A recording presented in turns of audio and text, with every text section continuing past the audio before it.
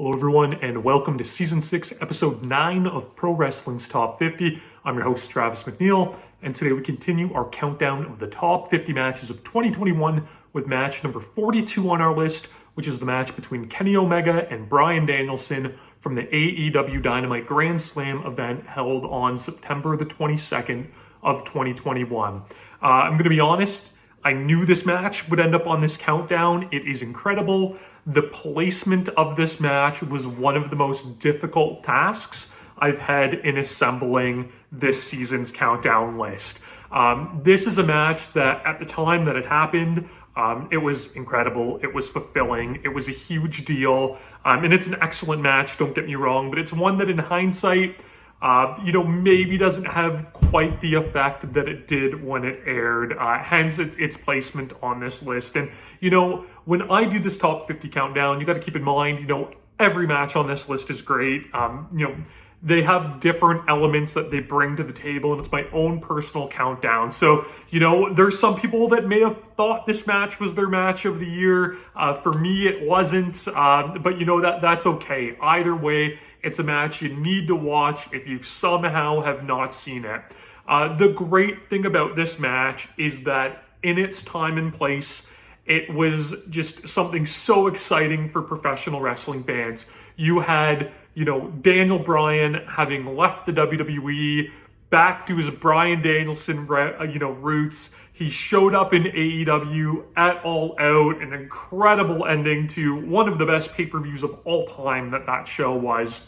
And immediately the dream match that everybody wanted to see was him and Kenny Omega. Now, these two had squared off in 2009 in Pro Wrestling Guerrilla. If you've never seen that match, probably not what you would expect, seeing the match on paper, but they had a really just fun, almost like a comedy bout that really worked. I also got to see these guys mix it up live in a three-way match, also involving Tyler Black, Seth Rollins, at a Ring of Honor show in Markham, Ontario, basically in a barn. That match kind of worked its way into play a little bit in this one, but really two guys that are completely different wrestlers, in the 13, 14 years later that they would square off for this match than they did previously.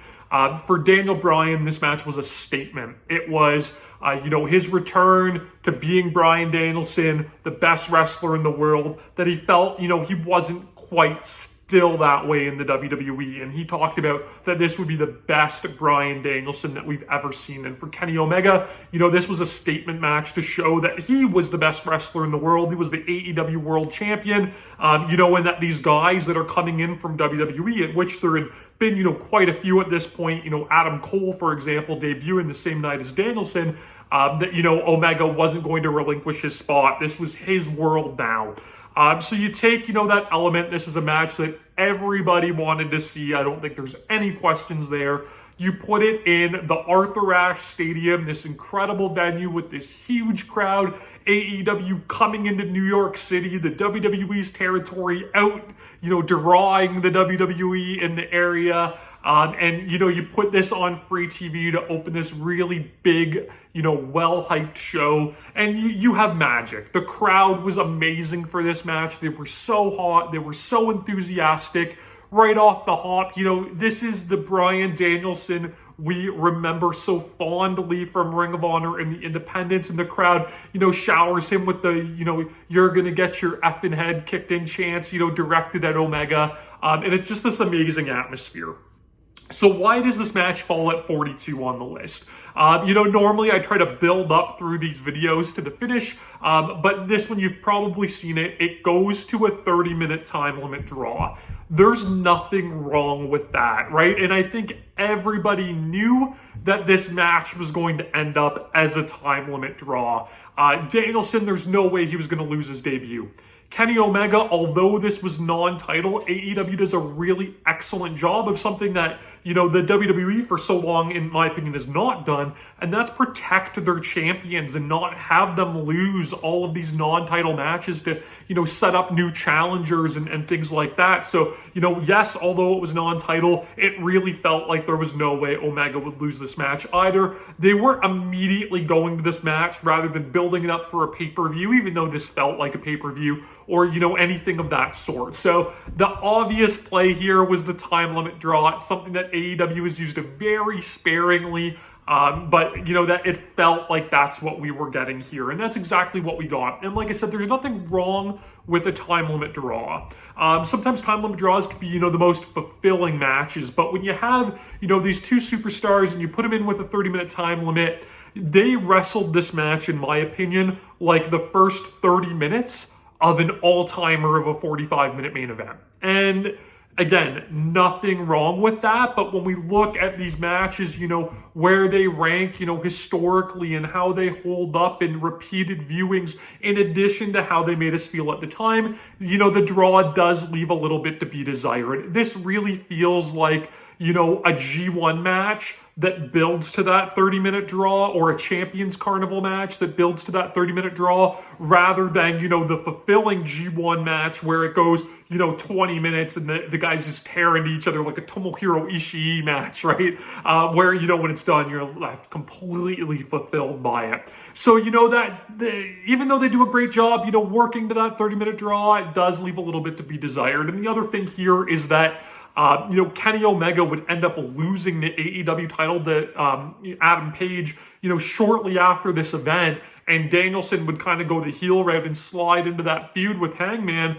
So we never really got a payoff to this draw. And that said, I'm sure we will someday. I'm sure Omega, when he comes back, he's taking time off healing from injuries at the time of me recording this video. We will get these guys again, probably on a pay-per-view, probably with a conclusive ending. But, at the time of me recording this video and watching this match back for this countdown, it was kind of like, okay, great, this was a taste, but I want more, and I haven't gotten it. So, it was a match that I feel like AEW maybe felt a little bit pressured to book. I totally get why they went with it, but in hindsight, maybe it wasn't the right match for that time. They needed something like this, for this Arthur Ashe show.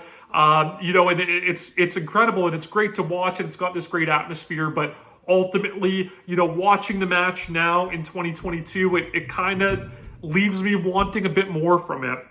The match itself, though, they do a great job here. And the story is basically, like I said at the start of this video, Danielson's back. He's trying to prove himself. Omega ain't rolling over for him.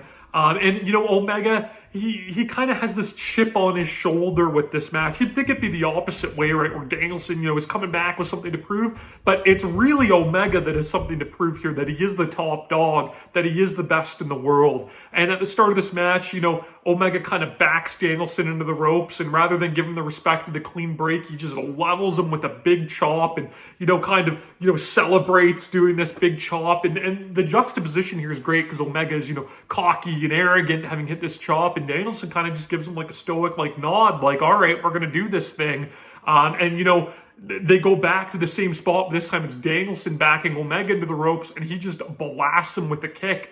And the great difference is here, whereas Danielson took the chop and just kind of nodded his head, Omega, bumps huge off this kick, and then he's cowering in the ropes from it. And it really, stresses that maybe it's Omega that's, bit off a little bit more than he can chew it with this match. The work here, these two guys are professionals. Everything here is crisp. Everything is clean. The crowd reacts great.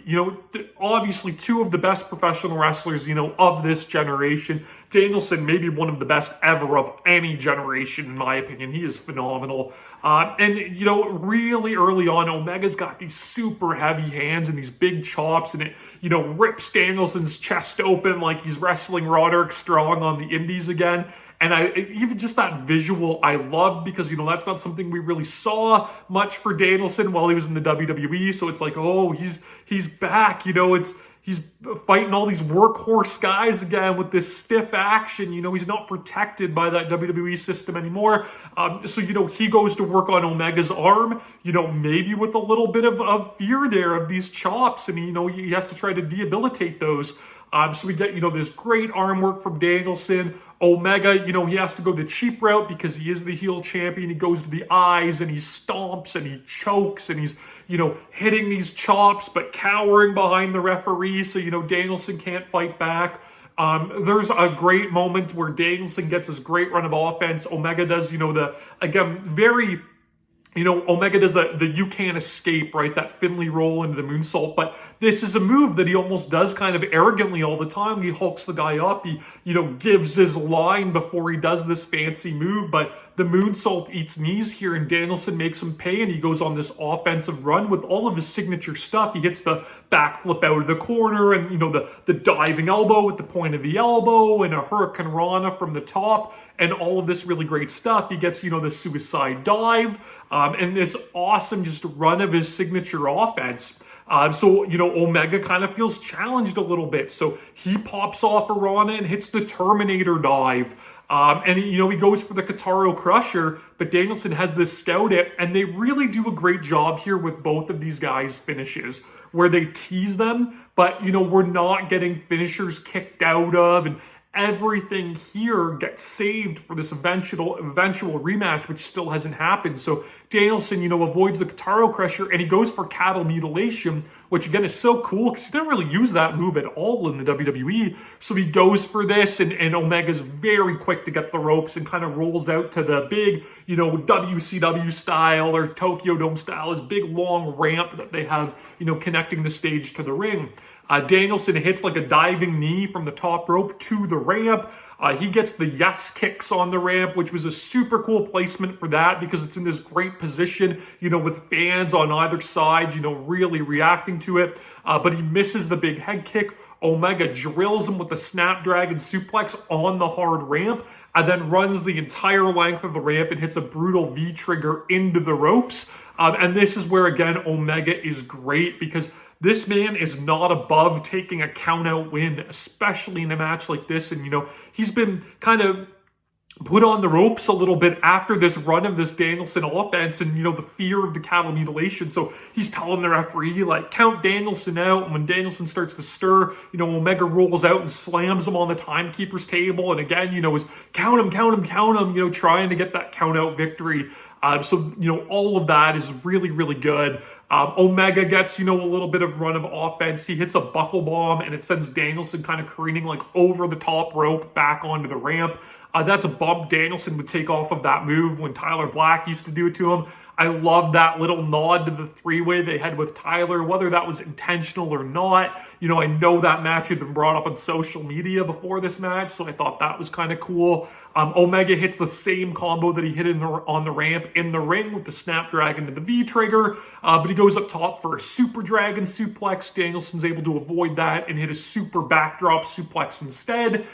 We get to a point where Omega, almost in desperation, starts using big right hands, and Danielson, fights back with the same punches and gets a regal plex for a great near fall. They battle back up on top again, and Omega hits a crazy dragon suplex from the top rope with Danielson doing a great flip bump off of that for 2. So as the match, was in this last stage, the last, 7-8 minutes, they really do start picking up the near falls and the big moves to, build toward that draw. Like I said, very protective of all of their big moves. Omega tries the one-winged angel, but Danielson counters that with a reverse Rana. Not something you've ever seen him do in the WWE. I don't remember Danielson ever doing a reverse Rana on the Indies either. So again, everybody and their mother does that move now. So a little bit of a shift with the times for him. Danielson goes for the Busaiku knee. Again, doesn't hit that move. Omega counters it to a big powerbomb and gets a V-trigger for a great near fall there. Omega goes up top for a Phoenix Splash, misses that, showing, that he really has to go deep in his arsenal, going to the Kota Ibushi playbook to try to beat Danielson. Danielson, stomps his head in and goes for the label lock, but Omega, again, very quickly to get the ropes there. In our closing minutes, they do a big strike exchange. Omega hits another big knee. We get a double down. Both these guys are fighting from their knees with headbutts, and the time limit expires as Danielson is trying to grab Omega back into the label lock. I loved that they didn't try to do a cutesy, somebody was about to win and the time limit expired sort of thing. It just protects, Omega even better that, Danielson didn't get that visual defeat over them. It showed that these two guys are both evenly matched, two of the best wrestlers in the world, that they, the 30 minutes was not enough for them, that they needed that more, a longer time limit to continue their battle. So all of that was done really well. But again, as the 30 minutes expire, at the time I was like, that was great. What a match, free TV. This is incredible. I still feel that way, but watching it now, I'm like, okay, like let's keep this going. Where's my 5 more minutes? Where's my, Johnny B. Bad and Brian Pillman double overtime here? Like, what am I going to get? I want that satisfaction now. This is a match that I think we're going to look back on for years to come. Danielson's first AEW match, this return to form for him, the big dream match, AEW proving, they can compete with the WWE on a level like this and, aren't afraid to present these excellent matches on free TV, whereas that's, an area that WWE's been lacking on for quite some time now. So it was an incredible battle. But like I said, ultimately I can't put it higher near the list because of the draw, because it felt like this match was meant to be more in the structure of the match.